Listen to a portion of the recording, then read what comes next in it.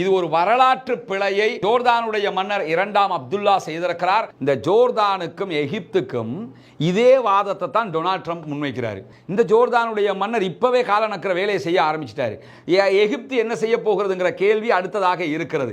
இவங்க எல்லாம் உடனடியாக போய் சரண்டர் ஆகி நாங்க உங்களோட தான் நிற்போம், நீங்க சொல்றதை கேட்போம் கை கட்டி நிக்கிற போது எவ்வளவு கெத்தா நிக்கிறாங்கன்னு பாத்தீங்களா? என்ன சொல்றாங்கன்னு கேட்டா, நீங்க உதவியத்தா தராம போ, நீ உதவி செய்யறாங்கிறதுக்காக அங்க நடக்கிற அநியாயத்தை நாங்க பார்த்துக்கிட்டு இருக்க முடியுமா? டாக்டர் அபு சஃபியா அவர்களை நேரடியாக சிறைக்கு சென்று மனித உரிமைகள் வழக்கறிஞர் அவருடைய வழக்கறிஞர் சென்று சந்தித்திருக்கிறார். நாங்கள் பணைய கைதிகள் விடுதலையை தொடர்வோம் என்கிற அறிவிப்பை விடுத்திருக்கிறார்கள்.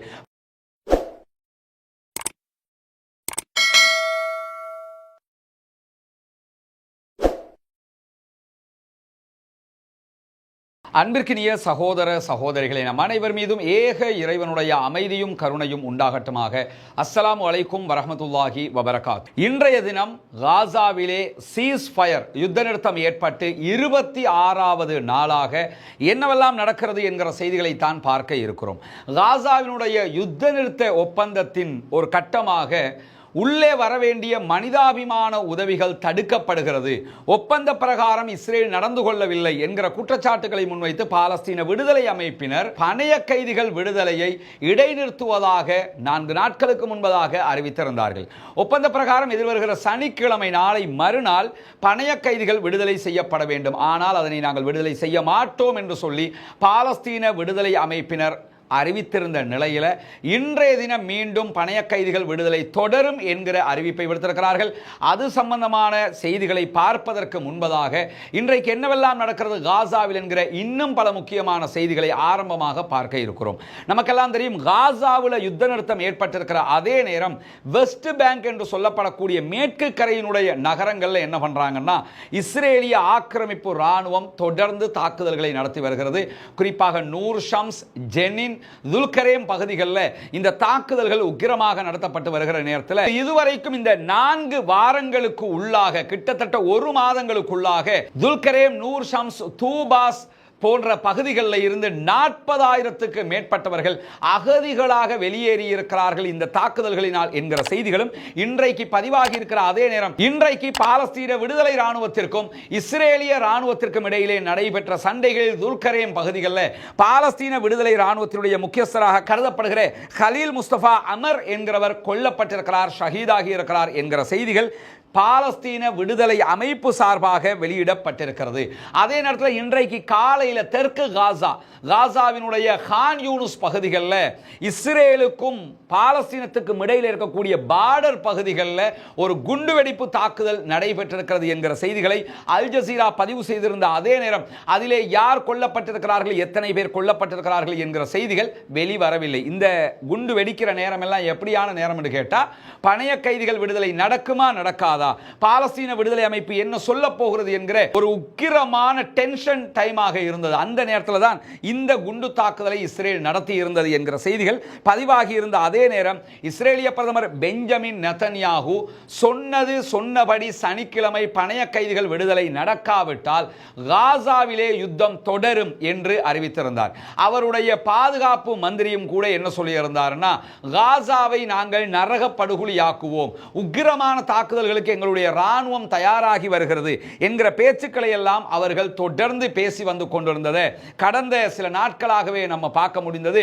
அதற்கு ஒத்து ஊதுவதை போல அமெரிக்க ஜனாதிபதி டொனால்ட் ட்ரம்பும் மீண்டும் இது தொடர்பான கருத்துக்களையும் பேசி வருகிறார். இந்த நிலையில தான் கடந்த 2 மாதங்களுக்கு முன்பதாக காசாவிலே உக்கிரமான யுத்தம் நடைபெற்று வருகிற நேரத்தில் கமால் அத்வான் மருத்துவமனையினுடைய மருத்துவர் டாக்டர் அபு சஃபியா அவர்கள் அதிரடியாக இஸ்ரேலிய ஆக்கிரமிப்பு படைகளால் கைது செய்யப்பட்டிருந்தார். டாக்டர் அபு சஃபியா அவர்கள் ஒன் மேன் ஆர்மியாக ஒரு தனி மனிதனாக நின்று கொண்டு கமால் அத்வான் மருத்துவமனையை மொத்தமாக நடத்தி வந்தார்.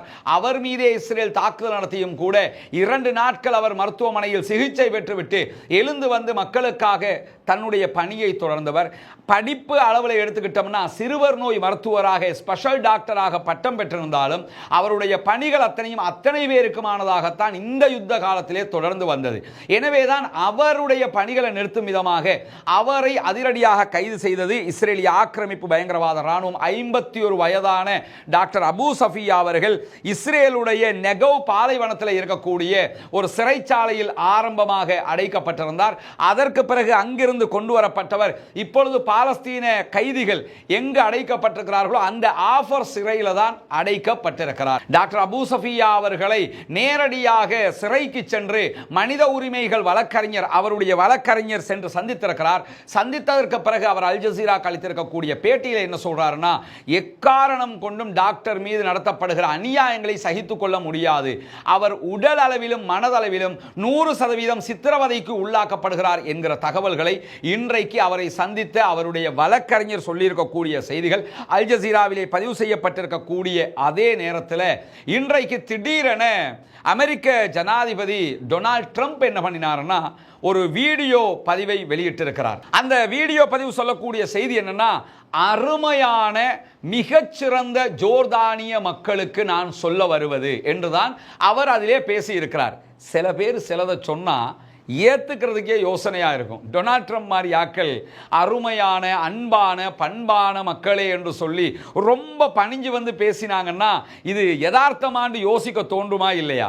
அந்த மாதிரி அவர் இன்றைக்கு வெளியிட்டிருக்கக்கூடிய வீடியோவில் என்ன பண்றாருன்னு கேட்டால், ஜோர்தான் மன்னரை புகழ்ந்து அவருடைய செயல்பாடுகளை பாராட்டி ஒரு வீடியோவை வெளியிட்டிருக்கிறார். அதில் அவர் வெளியிட்டிருக்கக்கூடிய வீடியோவில் மிக முக்கியமாக இடம்பெறக்கூடிய தகவல்கள், ஜோர்தானுடைய மக்களே மனிதர்களே என்று அழைக்கிறார். நீங்கள் ஒரு அழகான இனக்குழுவை சேர்ந்தவர்கள் அப்படின்னு சொல்லி வர்ணிக்கிறாரு.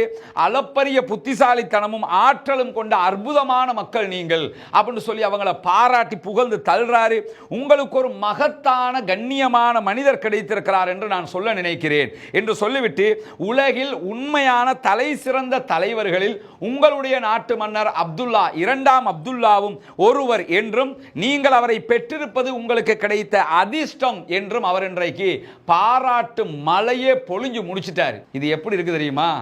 நான் இப்படி வருவேன், இப்படி எல்லாம் பேசுவேன், நான் போந்து பிறகு ஒரு வீடியோ போட்டுவிட்டுறோம், நம்மளை கொஞ்சம் தூக்கி விட்டுருங்க, நான் முடியாதும்பேன், நீங்க கேட்டுக்கிட்டே இருக்கணும், நான் அப்படித்தான் சொல்லிக்கிட்டு இருப்பேன், என்ன கொஞ்சம் புகழ்ந்து விட்டீங்கன்னா என் மக்களை நான் சமாதானப்படுத்திக்கிறேங்கிற விதமாக நேற்றைய வீடியோவிலே நம்ம சொன்னோம். இது ஒரு வரலாற்று பிழையை ஜோர்தானுடைய மன்னர் 2ஆம் அப்துல்லா செய்திருக்கிறார். அவர் இப்படி மெனக்கெட்டு போய் உடனடியாக டொனால்ட் ட்ரம்பை சந்திச்சிருக்கவே கூடாது. சந்தித்ததோடு அவருக்கு முன்னாடியே ட்ரம்ப் வந்து இந்த காசா வெளியேற்றத்தை பற்றி பேசியிருக்கிறார். நேற்று சம்பந்தமாக நம்முடைய வீடியோவில் விரிவாக பேசியிருக்கிறோம்.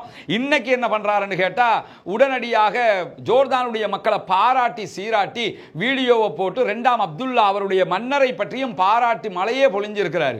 இது எதற்கான முன்னோட்டம்? எதற்கான இந்த வேலை நடக்கிறது? எதை மறைப்பதற்காக செய்கிறார்கள் என்று பார்க்கிற போது, காசாவினுடைய மக்களை வெளியேற்றுவதற்காக, ஜோர்தானுடைய மக்களை கண்ட்ரோல் பண்ணுவதற்காக, அவர்கள் மீது பாசம் இருப்பதை போன்று டொனால்ட் ட்ரம்ப் இந்த வீடியோவை வெளியிட்டிருப்பதை நம்ம அவதானிக்க முடிகிறது. எனவே டொனால்ட் ட்ரம்பினுடைய செயல்பாடுகளுக்கு ஜோர்தான் இசைவாக்கம் அடைந்து விடும், கிட்டத்தட்ட அடைந்திருக்கிறது. அவருடைய மன்னரை அவர்கள் வாங்கி இருக்கிறார்கள் என்பது மிக தெளிவாக இந்த வீடியோக்களில் நமக்கு புலப்படுகிறது. வல்ல ரஹ்மான் இருக்கிறான், அல்லாஹ் இருக்கிறான். அந்த மக்களுக்காக, அப்பாவி மக்களுக்காக அவனுடைய அருள் கிடைக்க வேண்டும் என்று அல்லாஹ்விடத்திலே பிரார்த்தனை செய்கிற அதே நேரம், இன்றைக்கு பிரான்சினுடைய அதிபர் இம்மானுவேல் மேக்ரான் அவர்களும் ஜெர்மனுடைய அதிபரும் மிக கடுமையான துணியில் டொனால்ட் ட்ரம்பினுடைய காசா மக்களுடைய வெளியேற்றம் தொடர்பான கருத்துக்களை வெளியிட்டு இருக்கிறார்கள். குறிப்பாக இம்மானுவேல் மேக்ரான் வெளியிட்டிருக்கக்கூடிய அறிக்கையில் என்ன சொல்றாருன்னா, நீங்க ஒரு ரியல் எஸ்டேட் பிசினஸ் பண்றவருங்கிறது எங்களுக்கு தெரியும். டொனால்ட் ட்ரம்புடைய பிசினஸ்கள் அதுவும் ஒன்று. ரியல் எஸ்டேட் பிசினஸ் பண்றவருங்கிறதுக்காக காசாவை ரியல் எஸ்டேட் பிசினஸ் பண்ற மாதிரி நினைச்சிடக்கூடாது. பக்கம் பக்கமா பிரிச்சு ஒவ்வொருத்தருக்கும் வித்து போடலாம்னு நினைச்சிடாதீங்க. அது நடக்கவே நடக்காது. அன்பிற்கினிய பாலஸ்தீன மக்களே என்று அழைத்து தான் பாலஸ்தீன மக்களுக்காக நாங்கள் நிற்போம், காசாவில் இருந்து அந்த மக்களை வெளியேற்றக்கூடாது என்று சொல்லி இத்தனை நாட்களாக அமெரிக்கா பக்கம் இருந்த பிரான்சும் ஜெர்மனும் கூட அமெரிக்காவுக்கு எதிராக மாறி நிற்கக்கூடிய காட்சிகள் இன்றைக்கு வெளியாகி இருக்கிறது. உண்மையிலேயே இதுவும் பாராட்டுக்குரியதுதான். இந்த நிலையில தான் ஐக்கிய அரபு எமிரேட்ஸ் UAE-னுடைய ஜனாதிபதி அதிபராக இருக்கக்கூடிய ஷேக் முகமது பின் சயீத் அன் நஹ்யான் அவர்கள் இன்றைக்கு ஒரு முக்கியமான கருத்தை வெளியிட்டிருக்கிறார். இவங்களை பொறுத்தவரையில் இவங்க இஸ்ரேலுக்கு அங்கீகாரம் கொடுத்த அரபு நாடுகளில் மிக முக்கியமானவர்கள். இஸ்ரேலை ஒரு தனி நாடாக அங்கீகரித்திருக்கக்கூடிய நாடுகளில் UAE, பஹ்ரைன், அதே போன்று ஈஜிப்ட் வருவாங்க, மொரோக்கோ, இந்த மாதிரி நாடுகள் எல்லாம் அவர்களை அங்கீகரித்திருக்கிறார்கள். அதுலேயும் கொஞ்சம் கூடுதலாக அங்கீகாரம் கொடுத்திருக்கக்கூடியவங்கன்னு பாத்தீங்கன்னா இவங்களாகத்தான் இருக்கிறாங்க. அப்படி இருக்கிற போது இன்றைக்கு அவர் என்ன பண்றாருன்னு கேட்டா, அமெரிக்காவுடைய வெளியுறவு அமைச்சராக இருக்கக்கூடிய மார்க்கோ ரூபியோவுக்கு தொலைபேசி அழைப்பை எடுத்து பேசியிருக்கிறார். அந்த பேச்சில் அவர் என்ன சொல்றாருன்னா, காசா மக்களை வெளியேற்றுவதை நாங்கள் ஒருபோதும் ஏற்றுக்கொள்ள மாட்டோம், பாலஸ்தீனத்தை ஒரு தனி நாடாக அங்கீகரிக்க வேண்டும், இஸ்ரேலுக்கு அது த்ரெட்னா இருக்குது, இஸ்ரேலுக்கு நிம்மதி இல்லாம இருக்குதுங்கிற கதையெல்லாம் அவங்க சொல்லுவாங்களா இருந்தா அதுக்கு என்ன மாதிரி பாதுகாப்பு ஏற்பாடெல்லாம் பண்ணணும்னு சொல்லுங்க. ரெண்டு நாடும் சண்டை பிடிக்காம தனித்தனிய நாடாக ஆக்குவதுதான் இதற்கு தீர்வே தவிர அவர்களை வெளியேற்றுவதை ஒரு நாளும் நாங்கள் ஏற்றுக்கொள்ள மாட்டோம் என்று சொல்லி இரட்டை நாடுகள், இரண்டு தேசங்கள் என்பதை வலியுறுத்தி இருக்கிறது UAE என்கிற ஐக்கிய அரபு ராச்சியம் என்பதும் இன்றைக்கு மிக முக்கியமான செய்தியாக இருக்கிற அதே நேரம் சற்று நேரத்துக்கு முன்பதாக பாலஸ்தீன விடுதலை அமைப்பினர் நாங்கள் பணைய கைதிகள் விடுதலையை தொடருவோம் என்கிற அறிவிப்பை விடுத்திருக்கிறார்கள். பணைய கைதிகளுடைய விடுதலை இன்ஷா அல்லாஹ் சனிக்கிழமை மீண்டும் நடைபெற இருக்கிறது. கெய்ரோவில் 3 நாட்களாக பலகட்ட பேச்சுவார்த்தைகள் நடைபெற்றது. அதில் பாலஸ்தீன விடுதலை அமைப்பு முன்வைத்த கோரிக்கை என்னன்னு சொன்னா, எங்களுக்கு தேவையான உணவுகள் உள்ளே வர வேண்டும். 600 ட்ரக்குகளில் உணவுகள் மருந்துகள் ஒவ்வொரு நாளும் அனுப்பப்பட வேண்டும். 600 பிளஸ் ட்ரக்குகள். அதே போன்று மக்களுக்கு தேவையான டென்ட் வேணும், அவர்களுக்கு தேவையான படுக்கை, அந்த மாதிரி அவர்களுடைய வீடுகளுக்கு பதிலாக இருக்கக்கூடிய கூடாரங்கள், அந்த ஐட்டங்கள் வேணும். சாதாரண டென்ட்டையும் அவங்க கேட்கறாங்க, இந்த லாரி செட்டப்ல இருக்கக்கூடிய கண்டெய்னர் செட்டப்ல இருக்கக்கூடிய வீடுகளையும் அவங்க கேட்கறாங்க. இந்த மாதிரி வீடுகளும் எங்களுக்கு வர வேண்டும். அதே போன்று புல்டோசர் போன்ற ஐட்டங்களும் எங்களுக்கு தேவை. இந்த இடிபாடுகளில் சிக்கி இருக்கக்கூடிய மக்களை ஜனாசாக்களையாவது மீட்டெடுக்கிறதுக்கு என்கிற அந்த கோரிக்கைகள்லாம் அவங்க வச்சிருந்தாங்க.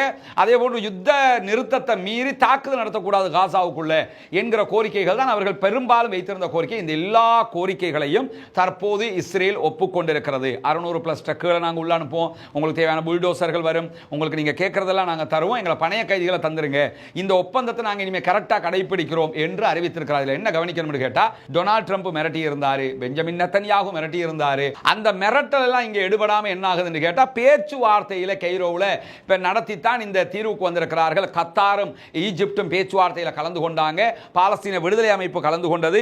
எங்களுக்கு தேவையானதை எல்லாம் நீங்கள் தந்தீர்கள் என்று சொன்னால் உங்களுக்கு தேவையானதை நாங்கள் தந்து விடுவோம் என்று சொல்லி மேற்கொள்ளப்பட்ட அந்த தீர்மானங்களின் அடிப்படையில் நிறைய அரச சார்பற்ற நிறுவனங்களுடைய உதவி தொகைகளை உள்ளே அனுப்புவதற்கு ஒப்புக்கொண்டிருக்கிறார்கள். அந்த செய்தியை பாலஸ்தீன விடுதலை அமைப்பு அறிவித்த அடுத்த கணமே உள்ள நிறைய ட்ரக்குகள் வர ஆரம்பித்திருக்கிறது, உதவிகள் கொண்டு வர ஆரம்பித்திருக்கிறார்கள். சனிக்கிழமை மீண்டும் பாலஸ்தீன விடுதலை அமைப்பு விடுதலை செய்ய போகிறது என்கிற செய்திகள் தற்போது உறுதிப்படுத்தப்பட்டிருக்கிறது. எனவே ஒரு யுத்தம் தவிர்க்கப்பட்டிருக்கிறது என்கிற மகிழ்ச்சியான செய்தியும் இன்றைக்கு வெளியாகி இருக்கிற அதே நேரம் நமக்கெல்லாம் தெரியும், இந்த பாலஸ்தீன விவகாரத்தில் இறங்கி உள்ளபூர்வமா அரபு நாடுகளை மிஞ்சி செயல்பட்ட ஒரு குரூப் இருப்பாங்கன்னு சொன்னா சவுத் ஆப்பிரிக்கா, தென்னாப்பிரிக்க மக்கள். இந்த தென்னாப்பிரிக்காவினுடைய வரலாறை பற்றி நம்ம தெரியும் போது, நெல்சன் மண்டேலாவினுடைய நாடு அது. இந்த நாட்டை கருப்பினத்தவர்கள் என்பதற்காகவே அடிமைப்படுத்தி வைத்திருந்த நிலையில அந்த நாட்டை மீட்டெடுத்த தலைவர் அவர்தான். மீட்டெடுத்தது மட்டுமல்லாமல் சவுத் ஆப்பிரிக்காவுக்கு சுதந்திரம் கிடைத்த அன்றைய தினம் நெல்சன் மண்டேலா உரையாற்றும் போது என்ன சொன்னார்னா, ஒன்றை புரிந்து கொள்ளுங்கள் மக்களே, நமக்கு சுதந்திரம் கிடைத்து விட்டதாக நினைத்துக் கொள்ளாதீர்கள், நமக்கு சுதந்திரம் கிடைக்கவே இல்லை. நமக்கு எப்பொழுது சுதந்திரம் கிடைக்கும் என்றால், பாலஸ்தீனம் என்றைக்கு தனி நாடாக அங்கீகரிக்கப்படுகிறதோ அன்றைக்குத்தான் நமக்கும் சுதந்திரம் கிடைக்கும் என்கிற ஒரு அழகான தத்துவத்தை முன்வைத்தவர் நெல்சன் மண்டேலா. அந்த நெல்சன் மண்டேலாவினுடைய கொள்கை கோட்பாடுகளை பின்பற்றக்கூடிய சவுத் ஆப்பிரிக்கா தான் ICCல போய் பெஞ்சமின் நெத்தன்யாகுக்கு எதிராக வழக்கு தாக்கல் பண்ணாங்க. அந்த வழக்குல தான் எந்த நாட்டுக்கும் போக முடியாம சுத்திக்கிட்டு தடுமாற வேண்டிய அரெஸ்ட் வாரண்ட் பிறப்பிக்கப்பட்டிருக்கிறது. இப்ப என்ன பிரச்சனை என்று சொன்னா, USAID என்கிற அமெரிக்காவினுடைய உதவி திட்டம் பெரும்பாலும் அனைத்து நாடுகளுக்கும் நிறுத்தப்பட்டிருக்கிறது. இலங்கை போன்ற நாடுகளை பெரும் சிக்கல்களால் சந்தித்துக் கொண்டிருக்கிறது. இந்த USAID என்கிற திட்டத்தினூடாக அமெரிக்கா உதவிகளை செய்து வந்தது, அதில் எந்த மாற்றமும் கிடையாது. ஆனால் டொனால்ட் ட்ரம்ப் பதவிக்கு வந்ததோட USAID உடனடியாக நிறுத்தி இருக்கிறார். USAIDல இருந்து எந்த விதமான கொடுப்பனவுகளும் பணங்களும் உதவிகளும் எந்த நாட்டுக்கும் கிடைக்காது என்கிற நிலையில சவுத் ஆப்பிரிக்கா இஸ்ரேலுக்கு எதிராக வழக்கு தாக்கல் செய்திருக்கிறதுனால, நீங்க வழக்கை வித்ட்ரா பண்ணுவீங்களாக இருந்தா உங்களுக்கு USAID உடைய உதவிகள் கிடைக்கும் என்று அமெரிக்க ஜனாதிபதி அறிவித்திருந்த போதும், இன்றைக்கு சவுத் ஆப்பிரிக்காவினுடைய வெளிவிவகார அமைச்சர் ரொனால்ட் லமோலா இவர்தான் அவர் அறிவித்திருக்கக்கூடிய அறிக்கையில் என்ன சொல்றாருன்னா, எங்களுக்கு நீங்கள் தருகிற USAID-னுடைய எந்த உதவித்தொகையையும் தருவதை நிறுத்துவதால் எங்களுக்கு எந்த பிரச்சனையும் இல்லை, அந்த கஷ்டத்தை நாங்கள் சகிச்சுக்கொள்ள தயாராக இருக்கிறோம், எக்காரணம் கொண்டும் இஸ்ரேலுக்கு எதிராக நாங்கள் தாக்கல் செய்த வழக்கை வித்ட்ரா பண்ண முடியாது, அந்த வழக்கு வழக்காகவே இருக்கும், இஸ்ரேல் பிரதமர் கைது செய்யப்பட வேண்டும், நீங்கள் எங்களுக்கு உதவி தர்றீங்கிறதுக்காக இந்த அநியாயத்தை பார்த்துக்கிட்டு நாங்கள் சும்மா இருக்கணுமா? இல்லை, என்ன நீங்கள் கவனிக்கணும் தெரியுமா? இந்த ஜோர்தானுக்கும் எகிப்துக்கும் இதே வாதத்தை தான் டொனால்ட் ட்ரம்ப் முன்வைக்கிறாரு. நீங்கள் கட்டுப்படலைன்னா, காசா மக்களை உங்கள் நாட்டுக்குள்ளே நீங்கள் எடுத்துக்கிட்டு காசாவை எங்களுக்கு தரலைன்னு சொன்னால் உங்களுக்கு தர்ற உதவிகளை நாங்கள் நிறுத்துவோம்ங்கிறாரு. இந்த ஜோர்தானுடைய மன்னர் இப்போவே கால நக்கிற வேலையை செய்ய ஆரம்பிச்சிட்டாரு. எகிப்து என்ன செய்ய போகிறதுங்கிற கேள்வி அடுத்ததாக இருக்கிறது. இவங்க எல்லாம் உடனடியாக போய் சரண்டர் ஆகி நாங்கள் உங்களோட தான் நிற்போம், நீங்கள் சொல்கிறத கேட்போம்னு கை கட்டி நிற்கிற போது எவ்வளோ கெத்தாக நிற்கிறாங்கன்னு பார்த்தீங்களா? என்ன சொல்கிறாங்கன்னு கேட்டால், நீங்கள் உதவியத்தா தராமல் போ, நீ உதவி செய்கிறாங்கிறதுக்காக அங்கே நடக்கிற அநியாயத்தை நாங்கள் பார்த்துக்கிட்டு இருக்க முடியுமா? போட்ட வழக்கு போட்டதாகவே இருக்கும், வழக்க பேசுவோம், அந்த ஆளை எந்த நாட்டுக்கு போனாலும் கைது செஞ்சு தான் ஆகணும்னு சொல்லி அதிலே உறுதியாக இருக்கிறார்கள். வல்ல ரஹ்மான் அவர்களுக்கு அருள் புரிய போதுமானவன். அவர்களுடைய இந்த செயல்பாடுகள் தான் சவுத் ஆப்பிரிக்காவை இன்றைக்கும் சர்வதேச மட்டத்திலே நெஞ்சை நிமிர்த்தி வைக்க வைத்திருக்கிறது. ஒரு நளினமான, நியாயமான, நேர்மையான மக்களாக இருக்கிறார்கள், நேர்மையாக சிந்திக்கக்கூடியவர்களாக இருக்கிறார்கள், மனிதநேயத்துக்காக நிற்கக்கூடிய மக்களாக இருக்கிறார்கள். எனவே நம்ம ஏற்கனவே இது சம்பந்தமாக பேசும்போது சொன்ன ஒரு செய்தி தான், யாராவது டூர் போக நினைச்சீங்கன்னு சொன்னால், சுற்றுலா போக நினைச்சீங்கன்னா ஒரு முறை சவுத் ஆப்பிரிக்காவுக்கும் போயிட்டு வாங்க. எத்தனையோ நாட்டுக்கு போகிறோம், டாலரில் அவங்களுக்கு உதவி கிடைக்குது, நம்ம ஒரு பயணம் போய் ஒரு நாட்டை பார்க்கறதுனால இவங்களுக்கும் அது கிடைச்சிட்டு போயிடட்டுமே என்கிற விதமாக. ஏன்னா அவ்வளவு அந்த சமூகத்திற்காக இறங்கி நிற்கக்கூடிய காட்சி நீங்க பார்க்கலாம். எப்பயுமே கழுத்தில் அவருடைய கட்சி கொடியோடு சேர்த்து பாலஸ்தீனுடைய கூஃபியாவையும் சேர்த்து தான் அவர் போட்டுக்கிறாரு. அவருடைய ஜனாதிபதியும் அப்படிப்பட்டவராகத்தான் இருக்கிறார். எனவே அந்த நாட்டினுடைய இந்த முன்மாதிரியும் மிக முக்கியமானது. இன்றைக்கு வெளியாக இருக்கக்கூடிய மிக முக்கியமான செய்திகளாக இவைகள் தான் இருக்கிறது. எனவே தொடர்ந்து இந்த உண்மை செய்திகளை உடனுக்குடன் அறிந்து கொள்வதற்காக ரஸ்மின் நியூஸ் என்கிற நம்முடைய சேனலை சப்ஸ்கிரைப் செய்கிற அதே நேரம் உங்களுக்கு எல்லாம் தெரியும், மீண்டும் ஒரு புதிய சேனலையும் நம்ம ரிகவருக்காக உருவாக்கி இருக்கிறோம். இந்த சேனலுக்கு ஏதாவது நடந்தால் கூட அதில் நீங்கள் செய்திகளை பார்த்துக் கொள்ளலாம் என்பதோடு அதில் புதிய செய்திகளும் தனியாக போடப்படுகிறது. இதில் போடாத வீடியோக்கள் அதில் வருது, அதில் போடாத வீடியோக்கள் இதில் வருகிறது. எனவே ரஸ்மின் எம்ஐஎஸ்சி அப்டேட்ஸ் என்கிற அந்த சேனலையும் சப்ஸ்கிரைப் செய்து கொள்ளுங்கள். அந்த சேனலுடைய லிங்க் கீழே இருக்கக்கூடிய டெலிகிராம் லிங்க்ல போனீங்கன்னா டெலிகிராம் சேனலையும் இருக்கிறது, அதே போன்று வாட்ஸ்அப் சேனல்லையும் இருக்கிறது. அதே நேரத்தில் என்னுடைய ரஸ்மின் எம்ஐஎஸ்சி என்கிற ஃபேஸ்புக் பக்கத்திலையும் அதனுடைய லிங்க் நம்ம போட்டுக்கிறோம். அதில் சென்று கூட நீங்கள் என்ன செய்யலாம், சப்ஸ்கிரைப் செய்து கொள்ளலாம். இல்லை என்றால் யூடியூப்ல போய் ரஸ்மின் எம்ஐஎஸ்சி அப்டேட்னு சொல்லி பார்த்தீங்கன்னா அதில் போய் நீங்கள் சப்ஸ்கிரைப் செய்து கொண்டீர்கள் என்றால் அந்த செய்திகளும் உங்களுக்கு கிடைத்துவிடும். பாலஸ்தீனம் வெற்றி பெற வேண்டும், பாலஸ்தீனம் சுதந்திரம் அடைய வேண்டும், பாலஸ்தீன மக்களும் நம்மை போன்று நிம்மதியானவர்களாக மாற வேண்டும் என்று அல்லாஹ்விடத்தில் பிரார்த்தனை செய்கிற அதே நேரம் நாளைய தினம் இந்த வீடியோ நீங்கள் கேட்கும்போது வெள்ளிக்கிழமையாக விடும். வெள்ளிக்கிழமை நாளில் நபிகள் நாயகம் ஸல்லல்லாஹு அலைஹி வஸல்லம் அவர்கள் மீது அதிகம் செலவாத்து சொல்லுங்கள். ரசூலுல்லாஹி ஸல்லல்லாஹு அலைஹி வஸல்லம் அவர்கள் வலியுறுத்தி காட்டிய ஒரு முக்கியமான சுன்னாவாக இருக்கிறது. அதையும் செய்து நன்மைகளை தேடி மறுமையிலே வெற்றி பெறுவோமாக. வாஹ்ரு தஅவானா அல்ஹம்துலில்லாஹி ரப்பில் ஆலமீன்.